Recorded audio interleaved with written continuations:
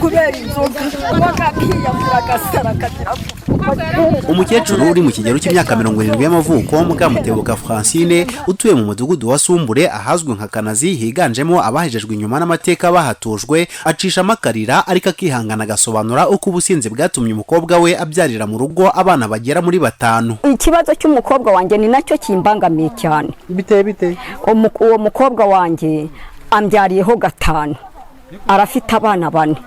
Uwa 5 yarapfuye ariko umukobwa wanjye muri ubwo buryo zitwara samba na hirya no hino kubera inzoga nuko ubwo nta kuntu ntagize ariko ikibazo kinteye nuko asinda to akantonganya kantuka nk'umwana we ntarabona inzu muri abo bana 4 ndafite abo ngabo ni inkumi nta musaruro bamukuraho rwose bose hamwe ndumva tugira muri 12. Asaba inzego bireba kubakira umukobwa we aho gukomeza kubana kuko iyo yasinze bateza umutekano muke muri uyu mudugudu. Ikindi kandi ngamikoro ni make yo kubarera kuko asanzwe afite abandi bana. Turabana mu nzu kandi ndafite n'abandi bakobwa ashaka guteza imyuka mibi yo kugira ngo bitware nkuko nawe ameze.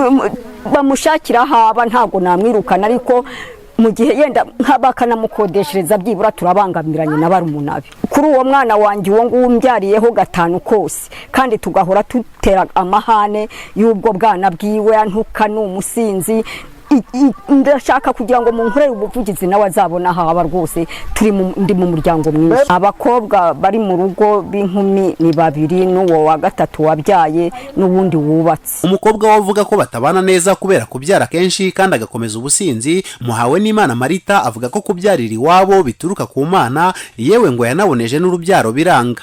Asanga guhabwa icumbi byakemura ikibazo afitanye na nyina umubyara. Abana 4 mfite nizo nabambaye wa mbere wo kubyarira mu rugo gusa nemba Imana yabinyandekeye mbyihore buryo kizaba ku muntu niko Imana ibaragepa ninge babyipangiye nose kubambana nawe nkabancira inshuro abana banjye arumva uburyamo rya mama aribwo bwa ikibazo hano mu nsi wiwe isaha nisa nzabonera ubushobozi ndagukodesha meruka gusinda ryari yavuga ibyabereye hano ruguru kari muri kampanye nta utaranyweye bakuru boneza narabyogeje ariko nyine nka kaza bikanga bampaye aho mba maboko yenda yifitiye. Mutabazi Richard umuyobozi w'akarere ka Bugesera avuga ko ataza amakuru y'ibibazo by'uyu mukobwa na nyina. Ubusinzi ni kimwe mu ngorabahizi ntago nagira icyo mvuga ku muntu ntazi narasura ntarabona muri raporo cyangora byabarugu gusubiza gusa kugira ngo nkwikize. Muri uyu mudugudu wa Sumbure ahazwi nka Kanazi ahatujwe bamwe mu basigajwe inyuma n'amateka mu murenge wa Nyamata hagaragara umubare munini w'abakobwa babyariye iwabo abana barenze 3